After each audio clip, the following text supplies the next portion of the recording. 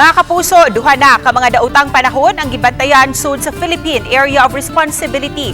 Ang una makita sa gilayon nga 195 kilometers south sa Puerto Princesa, Palawan. Samtang ang usa pa ka low pressure area makita sa gilayon nga 285 kilometers east-northeast sa Surigao City.